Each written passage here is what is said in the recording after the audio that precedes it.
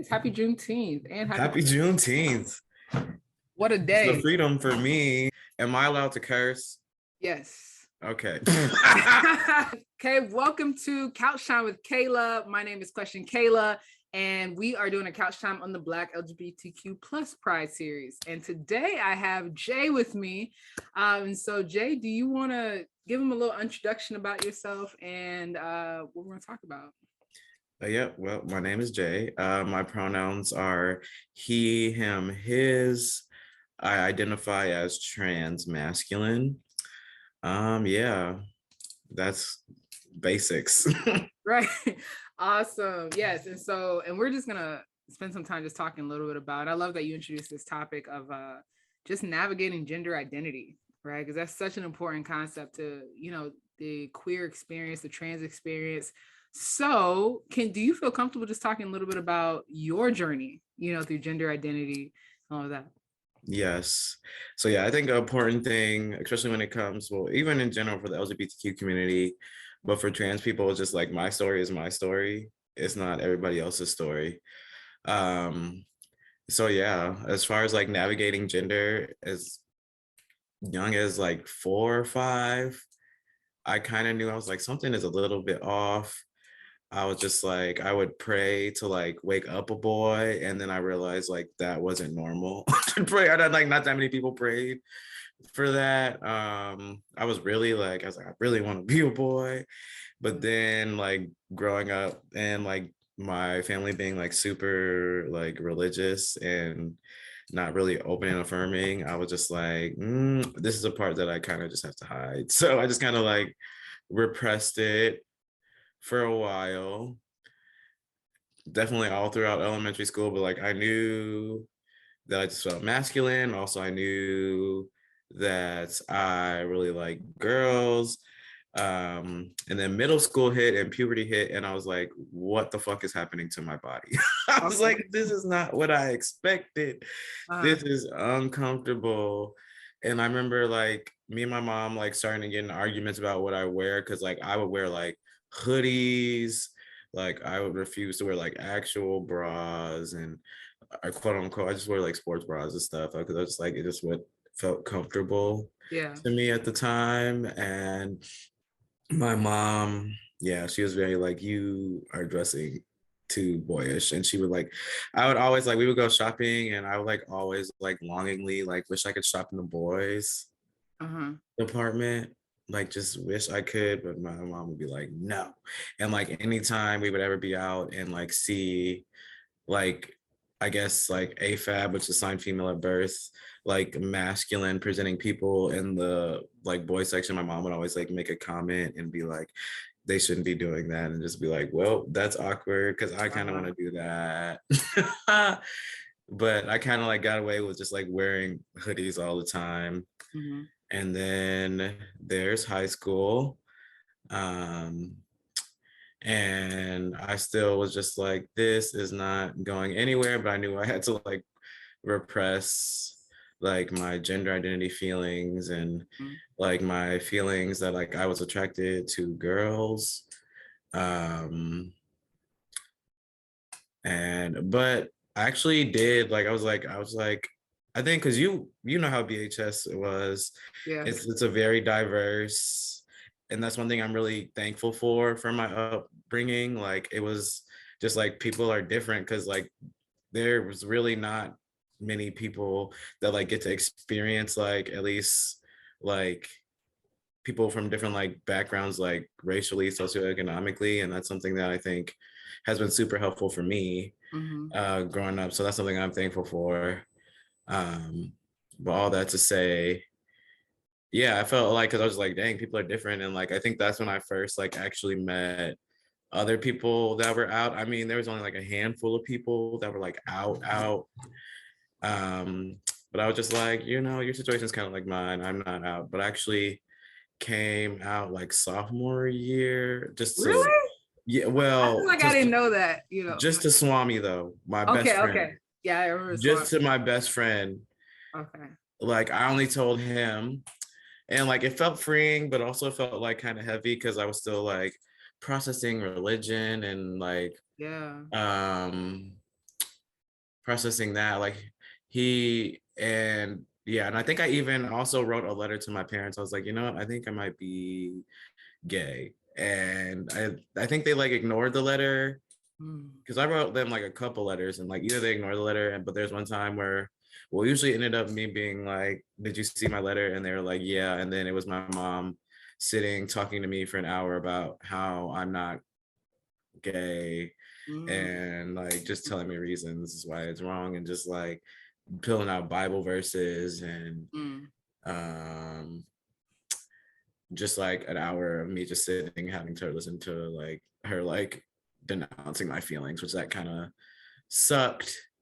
um so I just still feel like I had to repress it, but also I don't know, I don't know if I can say names either because I don't know if they want to be but like mutual friends. I don't know if you remember Jayla. I still talk to Jayla. Yeah, yeah. I remember like struggling a lot um still with my church too, because the church that I grew up in, which I'm thankful too for that experience because it was uh like predominantly Black church, and I feel like I had a lot of role models, like good role models. But when it came to like gender and sexuality, Mm. like anytime that would come up, it would be like, you're going to hell. But it wasn't like they wouldn't like scream it at you, Yeah, but it was always like the narrative of like Sodom and Gomorrah yeah. and like all LGBTQ people are just like deprived people that just want to do drugs and have sex and just be terrible humans. Like the worst thing you could possibly be on earth is LGBTQ. Like even though it wasn't like physically really being stated other than like Bible verses and maybe like a quick sermon on it, Hmm. it was implied. The message was strong. Yeah. So Yeah. well, I bring up Jayla because I ended up like going with her to her youth group. Mhm. And it was really impactful because I mean they were not an affirming church either. They were just like come as you are, but it's just like don't be gay. Yeah. Image um were our butts. But but but the worship pastor or whatever for the youth um group or whatever, their wife, I connected with their wife because they had a brother that was gay, mm, and it was just like refreshing to see her take on LGBTQ people. Like she was just like, I don't know where I am in my journey, but like I know my brother is somebody that I love and he's a human and he's a part of my life.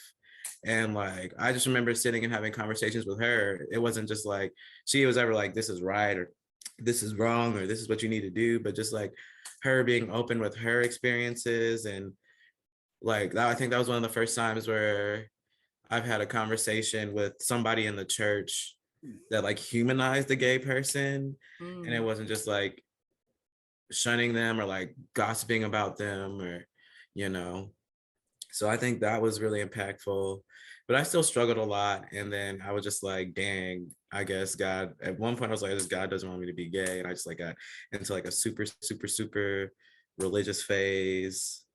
But I still felt like, Like you were I mean, I was like, overcompensating. yay, Like huh? you were like overcompensating. Like Yes, like very hard, like going ham and like Bible studies and just being mm, even really like homophobic and just being um, not great. But yeah, like I just felt like I guess I'm doing what God wants me to do, but I still feel not great, And I'm just like, so that like really took me like going back and forth in between those phases, but still like um reflecting like within myself and like watching YouTube was helpful, especially in high school. Like I remember, I don't even remember, but it was like two black studs. I don't know if you remember them or any in high if you watch school, those. Huh? like a video in high school. It was from they were from our high school. Yeah, it was like a no, it was like a Oh, channel. It was like they were like very famous on YouTube. okay. I forgot, but I was watching their videos a lot and I was like, maybe I might be a stud. Like, cause their experiences kind of like feel like how I feel a lot of the times. Um, so yeah, and watching those YouTube videos helped me a little bit, but still like it was like high school was like going back and forth. And then I went to college. I went to a Christian I college. remember that. Was it? Yeah, I remember it was in your hometown, right? Yes, it was Yeah. nearby. Yeah. Because I was just like, I'm gonna go to school and I'm not gonna have to think about being gay. Like I was like, that's not, or like that's, I'm at a Christian college. Like I don't need to worry about that. Like that's the last of my worries. And I like I feel like at that time that was part of the reasons why I chose the school. But actually, it just really amplified. I was just like, because I was in a sea of very cis hetero white evangelicals, which is a breed within its own. So it just kind of like amplified like my gender identity, like navigational time, and my sexuality. So I know the first thing I did when I got to college, I was like, I'm cutting off my hair. And my mom was like, we would argue about it. She was like, well, as long as you keep it cute. And I was like, yes. And I chopped it off. And I was just like, yes. So I feel like that was really one of the first like gender affirming things I did for myself. I started wearing more masculine clothing. Like I would finally buy stuff in the boy section, but it was still just like very like generic. It might be like like it wasn't that much. Like I wasn't like out. But I don't know, it was like navigating and trying to figure out who I was. And I think one tipping point was just like, I felt so alone and isolated and felt like this is not really what God would want, that like I like voluntarily like admitted myself in the hospital for anxiety and depression. Like I was like really suicidal. And like in that hospital, like just talking with like therapists, because I hadn't really had any experience with like therapy or mental health services before, made me realize just like, you know what, you like are really low. You might as well, like it was just like, you're at your lowest point. What's the worst that can happen if you like accept yourself? Which it's really sad that it kind of like took like a low moment. And from then I started being a little bit more confident. I got on medication like for like my like mental health diagnoses, and that was helpful. It was still really hard because I was still in a Christian college, and my parents, I was actually outed because my mom went through my phone, but that's a story for another time. Oh yeah. Okay. Yeah, I was like, ooh, that's a whole That's in itself like outing, like being outed and the invasion of privacy. But you're right. That's a we can say that, but that yeah, that just yeah. yes, being outed sucks so bad. For those that are listening that may not know what that means, do you feel comfortable sharing like what outed means? Yes, so being outed is basically somebody either finds out or tells, because sometimes like people aren't ready to technically quote unquote come out. Like some people might just are only comfortable being out with friends, but like some people don't want other people to know, and that's why you have to like talk to them and be like, hey, um is it okay because to disclose that you might be LGBTQ to this person? Like always ask the person if that's okay, because some people might not want to do that because it's a lot safer for them, or they're not ready yet to like remain like quote unquote in that closet. So yeah, so being outed for me was like my mom going through my phone. I've been in work situations where I've been outed as trans. Like I don't think they did it harmfully, um or being like that person is trans, but it like came up and then it made issues for me later on. Yeah. But yeah, so being outed and like having a rough, my parents are now like, I mean, they like already knew that like I was LGBTQ because I had written that letter in high school. Right. They already knew. So just navigating that relationship with them was really hard. But then I got to senior year basically of college, and I was just like, fuck it.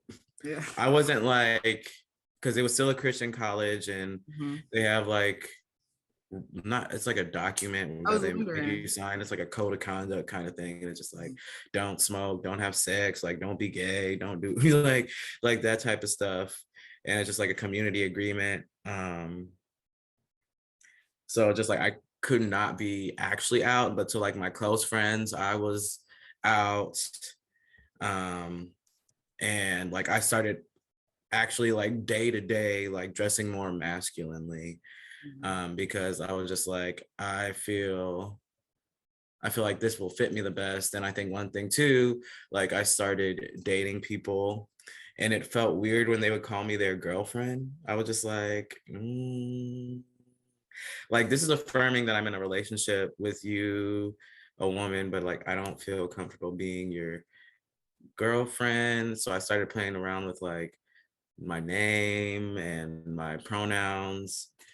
And because I had the space. I had a really, even though it was like a very conservative, it wasn't super conservative, but I guess compared to like a state school, it was very conservative.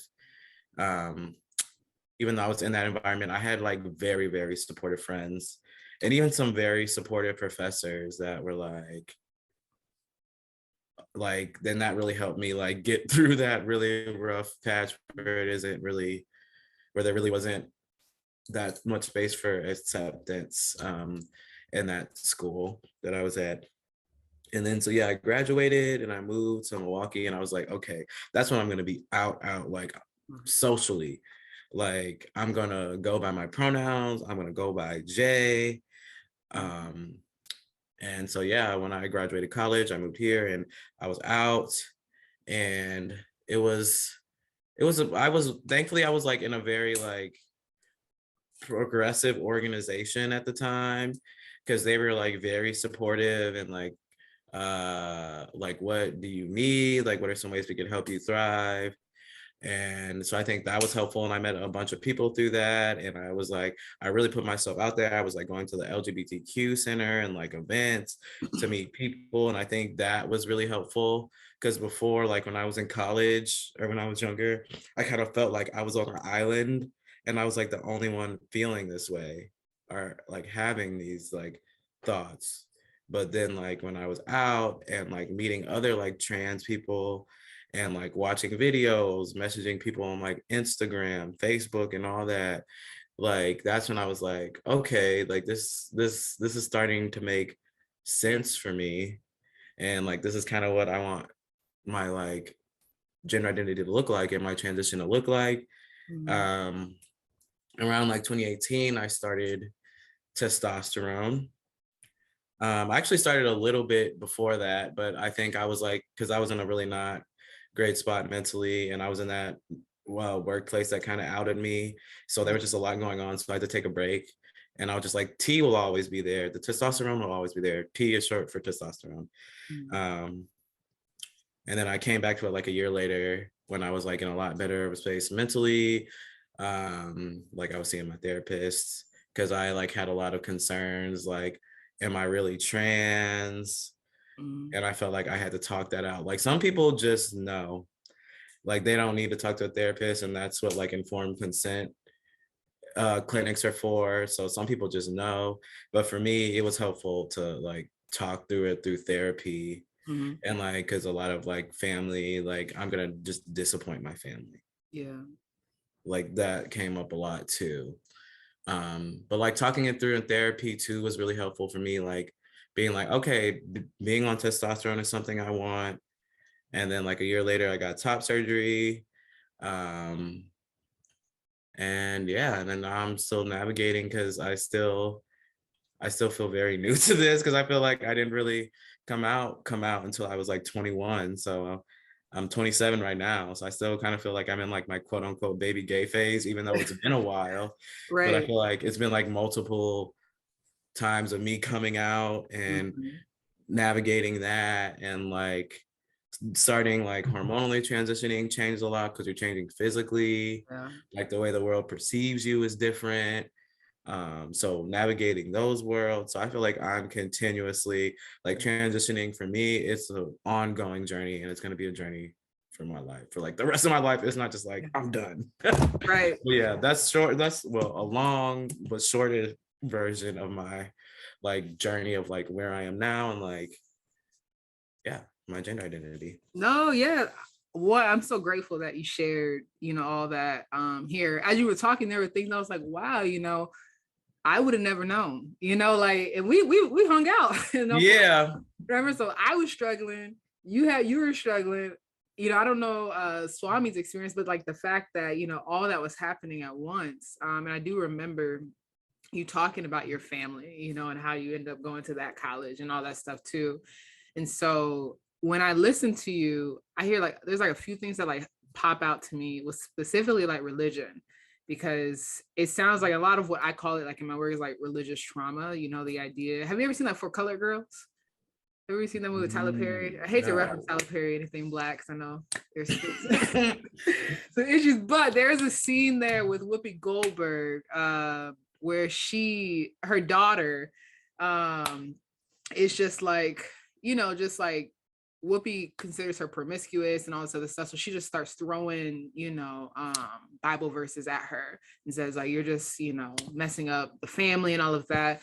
And so when you were talking, like the image of the mother just sending those messages so blatantly, like started to come up in my mind.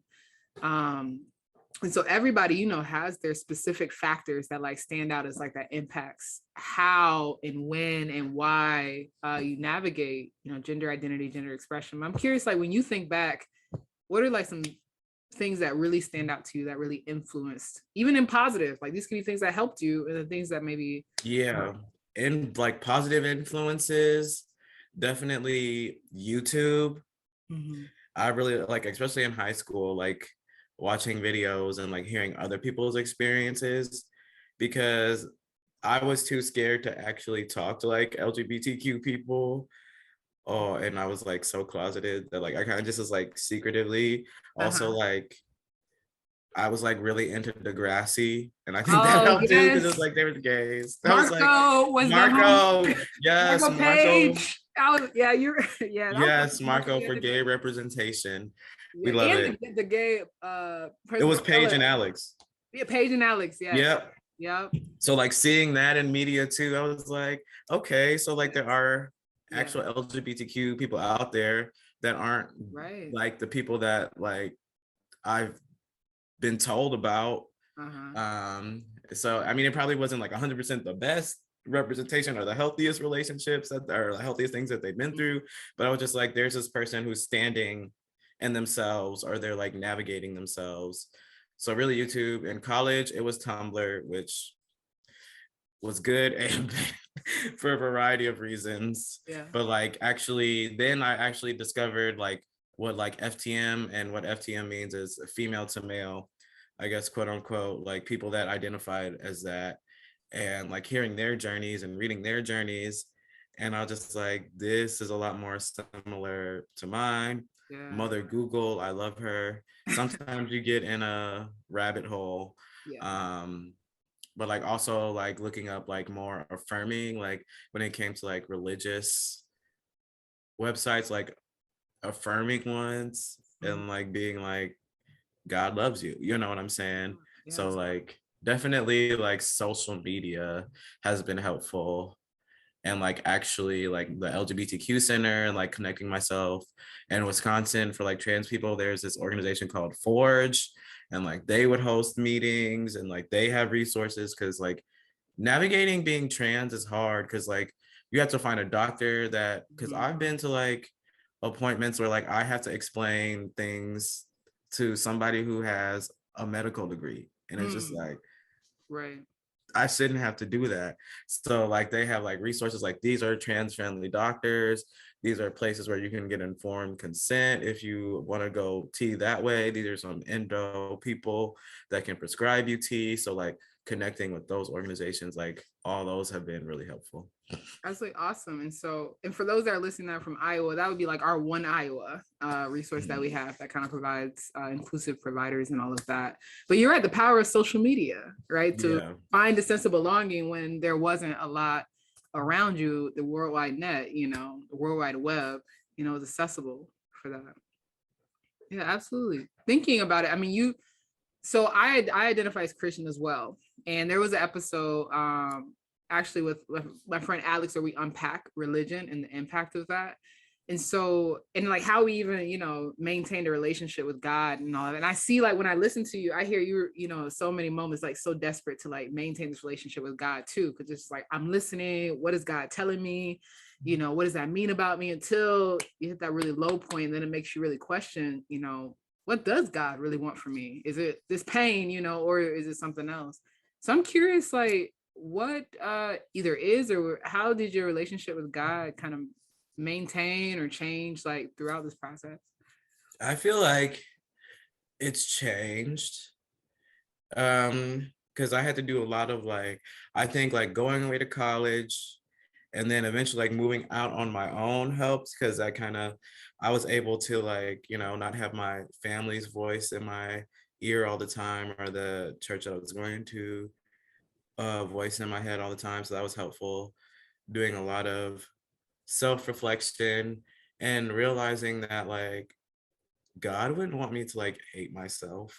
Mm. Like God wouldn't want me to feel shitty about something that like I feel deep inside, as long as I'm like not hurting myself or hurting anybody. Like I feel like my gender identity is the least of God's concerns. Mm. I don't know if I like consider myself like a practicing Christian.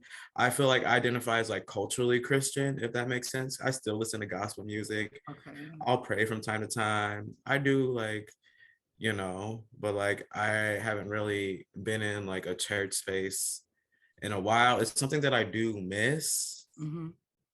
but also I feel like my spirituality now is like, it does draw a lot from Christianity, but also like I'm definitely into like my ancestors. I feel like, because I feel like they've been coming a lot to me lately, and like they've been affirming.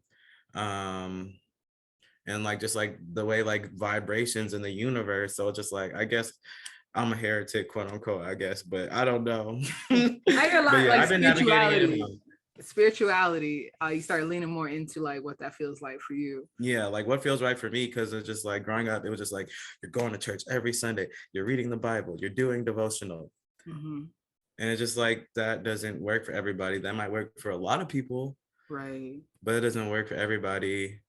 Um, so yeah, I guess because people do get on me too. They're like, "Why are you talking about God?" Or especially like getting in the LGBTQ community, they like are like, "Ugh, Jesus." But that's fair. Like they have every right to feel that way, especially if you have like church hurt. Yeah, and it's ongoing, right? Yeah. Mm-hmm. So I feel like people would, like, my friends would consider me Christian. I think they see me as Christian, but like I see myself as loosely Christian. No, you're valid. When I also look at the LGBTQ community, I don't know a lot of people that currently still believe in God. Yeah. And a lot of it, they grew up in the church, like what you're saying, have either been exiled from the church or the messages kind of push them out the door. And then, you know, feel like, no, that's not for me. And then they lose that relationship like altogether. And I hear for you, you're like, okay, I kept the relationship. It just shifted like what this looks like. It's no longer like ritualistic, but a personal relationship. And I'm curious because I mean, when I especially like so many people that have had your experience where it has been, you've been taught you are not acceptable to God over and over and over and over again. I mean, even signing what you called like a I don't know what it's called specifically, but even just signing, you know, for college that this stuff is not acceptable, could even not graduate, you know, all these other aspects could easily push somebody away. And so I'm curious to know, like, what helped you to maintain a relationship or even to want, you know, a relationship with God after all of that?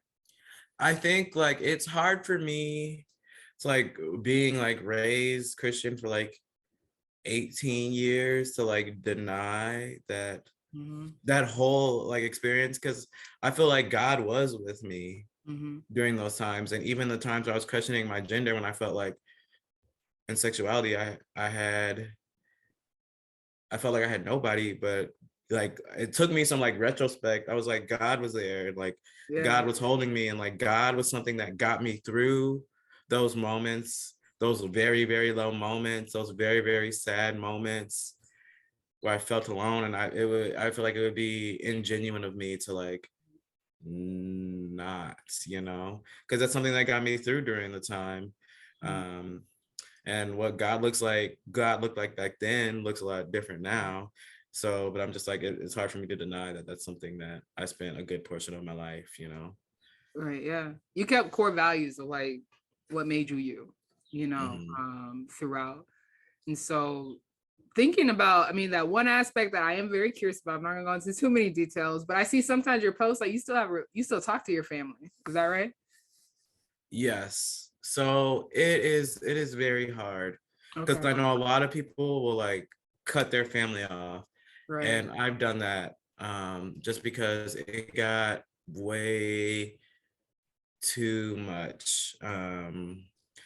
Like I love my parents, I love my family, I love my grandparents, and um but sometimes like it's just like they're just like the things that they say like we gave birth to a girl, we're never gonna call you Mhm. Jay. Mhm. um like they would have to like forsake their salvation if they like accepted me, told me that I was choosing the easy way out, told me I was basically choosing the devil's way, Mm. and like just like Bible verse after Bible verse, and that's heavy. That is. And I'm just like, I can't take it. I can't. I love you, but I need some space. Wow. And I was just like always willing to try, like, can we like have a conversation? But I'm really, it's something that I'm learning and growing too. Like my conversation, like being communicative is something that I struggle with. Yeah. And so like I'll let things push until it gets to a head,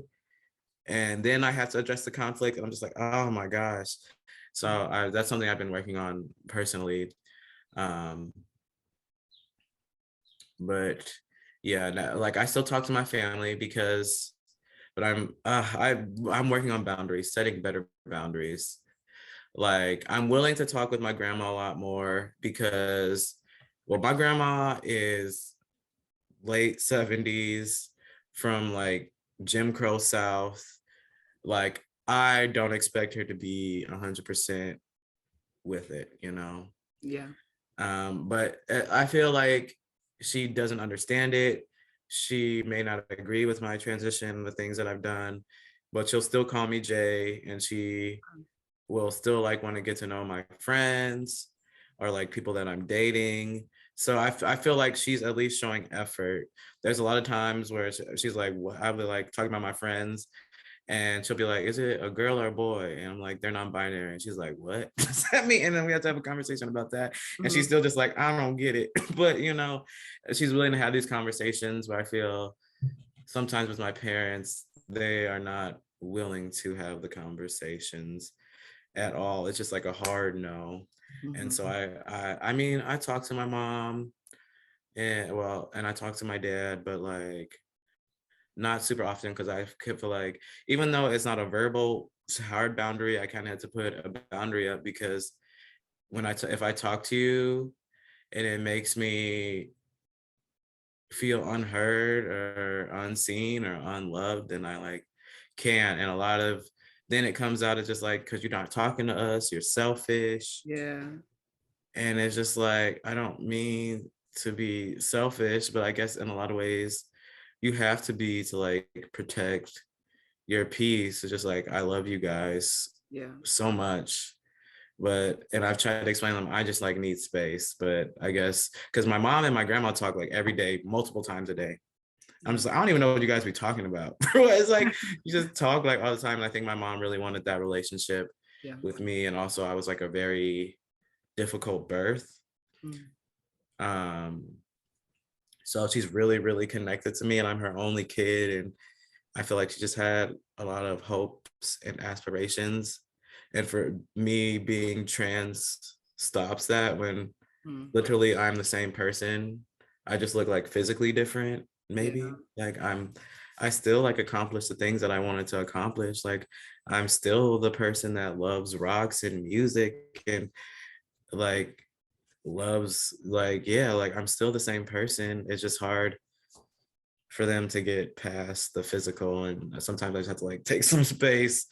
I'm still working on that in therapy to set those boundaries, but Oh, I mean, absolutely, because I hear you saying like all of whatever your mom envisioned for her life and yours was then projected, right? Mhm. And instead of like owning like I had this image and I never gave ownership for you to have that, image for your life. It's like you kind of messed up my vision. I don't know what to do with that.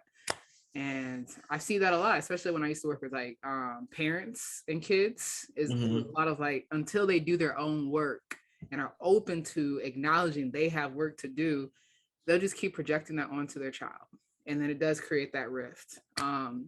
Speaking of boundaries, I had to learn, how to set boundaries. Like, I don't know if I want to talk about this or if I'm comfortable, even if things are okay, because internally I'd be triggered or I feel like, oh no, what are you gonna say? Or like, when are you gonna say? And then that doesn't feel good. And so I actually had to learn in therapy that some of that even came from, just like Black households, children are they listen and they're but they don't talk back. So for me, boundaries, it felt like, oh, am I talking back? If my grandma says it, can I actually tell her not to say this? Like I had to, Yeah. like, just because you're not taught, I Yeah. think maybe we're moving towards that, but it's not actually taught you when an adult says something, you tell them that's wrong. It's yes, ma'am, no, ma'am, all that other stuff. And so that was something I had to like unlearn some of those messages, that were sent. So yeah. So thinking about all of that, knowing one, I love how throughout what I hear in your like journey is you always seem to different moments give yourself permission to just be in Mhm. whatever space. It's like, okay, I'm gonna focus on this for myself. I'm gonna focus on this. I'm gonna give myself permission to think about things differently, or I'm gonna give myself permission to explore internally, right? Because coming out is like it's coming out to yourself and owning this is me, and then it's also this other aspect of coming out to other people if someone chooses to do that. So knowing one, like we mentioned, a lot of stuff happens. You say even like when you were a young child, a lot of it even as middle school, high school, because that's when identity formation, all that stuff happens quite often with people. I'm curious because I can tell you there's so many people that explore. Like we didn't hit on it, but I want to acknowledge that right now it's hoochie daddy season, whatever that means. I said, do y'all not know it's like gender identity exploration? Like, what are y'all like? What is happening here? Anyway, what advice or encouragement would you give to any Black folk that are maybe starting to like, just explore their gender, or starting to navigate through that? Maybe the messages from the church or messages from family, all those other aspects. Yes. I think definitely, even though it's kind of scary, well, it's a good start to like follow people like on Instagram. I know quite a few, especially like Black trans men, um, that like were helpful for me, and I reached out to them. If you have an LGBTQ center near you, it's helpful. Yeah, putting yourself out there in events. Uh, Really, also just spending time with you, like just like if meditation helps, just being like doing like a self inventory, like what feels Yeah. good for me in this moment, not necessarily what I think my coworker wants me to do or my mom wants me to do. Like what feels right and good for me. Like doing a lot of that self-reflection is kind of scary. um Play with your clothes a lot. Like you're like, if it's these things you want to try something, like even if you don't have to like walk outside, if you don't want to, like you can just buy stuff on Amazon if that's a thing for you, and then just wear it in your house. Like I used to like draw like little mustaches on me and be like, Yeah. how did I feel when I did that? And I was like, oh, this is so forming. I don't really have any facial hair. That's one thing about T that did not bless me, but it's okay. um just like exploring your own spaces that you feel safe, and if you have a safe friend, talk with them. Two, like there's like a bunch of resources on the internet. I'm sure you post all those, Kayla. You probably definitely, you as a therapist, you work with that, so you probably got that down too. um yes, just like don't feel ashamed. And also, this is one thing I wanted to really say is another thing that really helped well is like knowing that like gender norms is a product of white, it's like supremacy, white colonialism. Because if you look before that, if you look in like native societies, you look in African societies, there were like gay people, there were like documented gay people, documented trans people. Mhm. So it's just like just realize that like homophobia and transphobia is low-key just a product of white supremacy and like anti-blackness and like stifling people, Mm-hmm. you know? So just like realizing that too, like researching different like gender traditions for other like cultures that aren't white cis hetero, you know what I'm saying? Try to look for people that look like you, especially it's hard when you're like, I was like, I want to start T, but like, or I want to get top surgery, but like when you Google top surgery, after your top Mm-hmm. surgery, it's like all white trans guys. And it's just like, that is not Yeah. it for me, you know what I'm saying? So it's just Mm-hmm. like, don't be afraid to reach out to people because for the most part, the most people that I reach out to have been like, yes, I've been there. Or even today with my friends, I'm just like, this is happening to me. Is this supposed to happen? And they're like, yeah, I experienced it. I'm like, okay, cool. Um, so yeah, not being afraid not to reach out and like doing your research and just really just spending time with yourselves. Cause at the end of the day, it's just like you gotta live life that like that's comfortable for you because you go to bed to you, you know. I Mm-hmm. mean, you may have a partner, you may have a job and your family and all that, but like you got to be all right with you at the end of the day. And I feel like choosing yourself Absolutely. cannot be selfish because you can't help and be a good human if like you're not choosing yourself, if that makes sense. No, absolutely. You dropped so many gems, right? Which I think are dope. I'm just gonna add one more, is that it's very normal to kind of explore your gender identity and expression, which people don't want to talk about. And like Jay said, is if you're not leaning into yourself to figure out what's comfortable, you're gonna really struggle even more. All right. I remember in middle school, they used to say, oh, boys are gay if they get their ear pierced on the right side, so you got to get it pierced on the left side, and if you got two piercings then you really, you know. But now you would never think something like that, but I remember it being like, they were like, oh no, I got the wrong side, you know, simple things like that. Yes. I don't know if you that happened, because I was in Florida at that time of my life, but that was so Yes, that popular. is so crazy. Or even when we were in high school, like people were out, but it was still just like, Yeah. but like things have come a long way because I do drag. I'm a drag king, and I did a kids show, Uh-huh. and it was like the cutest, most heartwarming thing. Yeah. Seeing like little kids like with rainbow flags and different kids, Yeah. um, expressing their own gender identity. I'm talking about like elementary school kids and like having supportive parents. Yes. Um, it was like the most beautiful thing. I'm just like, I really wish I just had that as a child. And it's just like it's just being like knowing it's okay to explore. Yeah. And like the worst thing that could come out the end is like, I don't think this is right for me. Just Mhm. always do what feels right, you know? Absolutely. And learn to trust yourself all in the Yeah. process. Yes. Well, Jay, well, I'm so grateful, you know, that you offered to be here to share this. It was so valuable. I know I feel valued as well in this process. So, in closing up, though, I want people to know where they can find you if you're open to that, just in case they want to find community. Yes, for sure. So my personal Instagram is J Johnson Z546. And then also my drag persona is King Bentley Brown. It's just King Bentley Brown, all lowercase on Instagram. Which yeah, as long as you're not, you know. But I assume if you like, because very few people follow me, so I just like I'll assume like I'll because my both of my pages are private, but I am open to like friend requests. Um, or just like reach out like in the comment section, be like, I'm interested in connecting, and then like I'll find a way, just like tell me what social media is the best to reach you on to. Right. Because if you go to my page, they're not public, they are private, but I am definitely always willing to talk and help people navigate because it's hard because it's like one, it feels like sexuality is hard coming out, but like gender is just like Yeah. a whole nother thing too, because gender and sexuality are two separate things. That's a Yeah. whole nother conversation too, Kayla. Right. It is. It is. They're not um, the same. Yeah. yeah, so I'm here for that. Just like reach out in the comments, or I don't know if you can like, I can send you my like ats and I got it. I'll play around with it, put it up there. You can send me it just in case I make sure I have the spelling. okay. But no, I appreciate you sharing that. And of course, I hope if someone's at this point listening, that means they're either someone that really wants to be an ally, or there's someone that, you know, really resonates with everything that you're saying.